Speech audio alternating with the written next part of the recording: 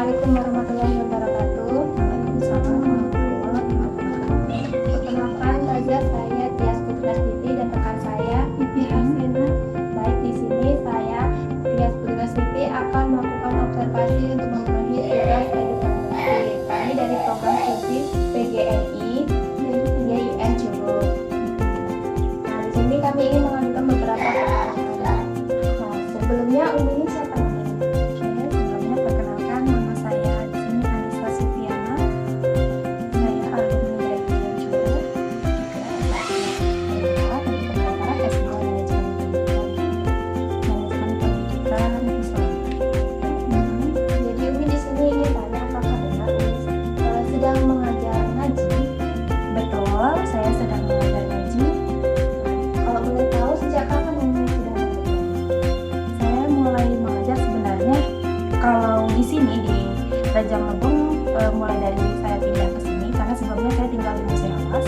Kalau di Musirawas saya sejak remaja, remaja itu sudah aktif di masjid, jadi Risma itu membantu untuk mengajar ngaji. Nah, di sini ketika pindah di Rajang Lebong ini, saya langsung mulai membuka tempat belajar ngaji atau TPQ. Itu mulai dari tahun 2022, tepatnya ketika saya awal pindah ke sini ke Rajang Lebong. Kalau untuk usia yang mungkin Jenjang anak-anaknya ya, itu jenjang anak-anaknya itu mulai dari 2 tahun, mulai dari balita ya, udah diantar ke sini, ada campur ya. Jadi ada 2 tahun, ada usia PAUD, ada usia TK, ada usia SD, ada usia SMP, bahkan ada usia ini dewasa untuk ibu-ibu yang sudah lansia. Tapi kalau untuk ibu-ibu lansia itu waktunya di malam hari ba'da maghrib sampai jam 9 malam. kalau dari Taza di sini saya ingin tanya alasan Taza membuka bidang ngaji ini karena apa ya? Kalau alasan sendiri karena memang saya sudah terbiasa ya sejak dulu memang berkecimpung di bidang Al-Quran seperti ini ya. Nah, kalau alasan lebih tepatnya lagi karena memang di perumahan ini khusus di perumahan Istana Siklus Regensi ini, di sini belum ada tempat belajar mengaji. Boleh? Kesulitan lagi. Oh ya, satu alasan lagi ini terutama untuk yang lansia ya, untuk yang ibu-ibu. Di sini banyak ibu-ibu yang sudah lanjut usia itu, mereka itu masih buta aksara. Buta aksara itu masih belum tahu huruf hijaiyah. Jadi memang mengajarkannya dari nol, dari huruf hijaiyah, benar-benar dari huruf hijaiyah seperti itu. Jadi itu tadi alasannya kenapa saya membuka tempat belajar mengaji atau TPQ di sini. Apa kesulitan Ustazah di saat mengajar ngaji Sini ya. Sebenarnya kalau untuk kesulitan sih tidak ada. Cuman mungkin daya minat anak-anak yang belajar mengaji di sini cukup banyak. Sementara saya di sini sendiri belum ada yang membantu untuk mengajar. Jadi kesulitan yang saya dapatkan di sini adalah mungkin tenaga pengajar.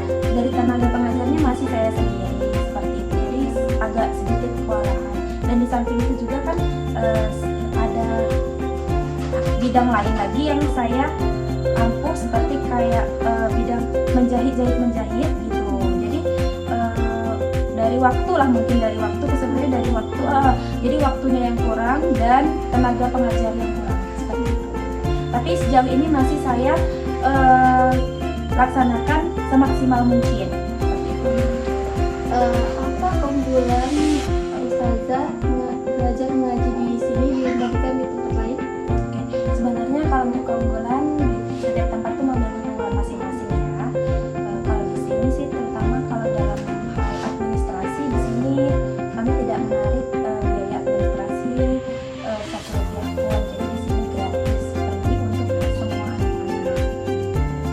Dan untuk yang ibu-ibu juga semua seperti itu. Jadi keunggulannya hanya itu saja. Kalau untuk tempat saya rasa ini sudah cukup layak ya. Jadi daripada yang itu gitu untuk tempat insya Allah ya. Apa saja kegiatan belajar mengaji di sini? Kegiatan belajar mengaji di sini diawali dengan anak-anak pertama masuk. Sebelum masuk itu mereka mengambil air dulu di depan, ada kan yang sudah disiapkan di depan. Setelah itu dilanjutkan dengan berdoa bersama, membaca doa sebelum belajar seperti itu. Dan dilanjutkan dengan bersolawat bersama. Terus mengaji masing-masing, batasnya masing-masing ya. Setelah mengaji itu biasanya ditutup dengan setoran surah-surah pendek, dan sudah kami sediakan kartu seperti ini, jadi yang sudah nanti diparaf sama ustazanya seperti itu, mulai dari doa-doa dan juga surat-surat pendek yang ada di juz 30. Itu doanya lengkap, ada sekitar 32 doa harian untuk anak-anak seperti itu. Kalau untuk ibu-ibunya itu karena ibu-ibu tuh sudah sebagian ada yang Al-Quran, jadi kita bisa tambah lagi materi tajwid.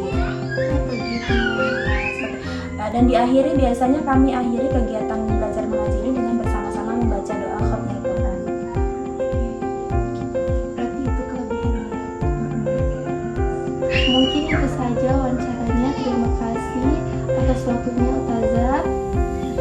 Kami izin pamit dulu. Saya juga terima kasih ya karena adik-adik mahasiswa ini dari Prodi PGRI sudah menyempatkan untuk bersilaturahim ke kediaman kami, ke tempat tinggal kami, ke tempat belajar kami ini. Semoga apa yang sedikit saya berbagi ini, kita sharing ini, semoga ada manfaatnya dan kedepannya adik-adik kalau menjadi anak yang sukses. Amin. Terima kasih ya Ustazah.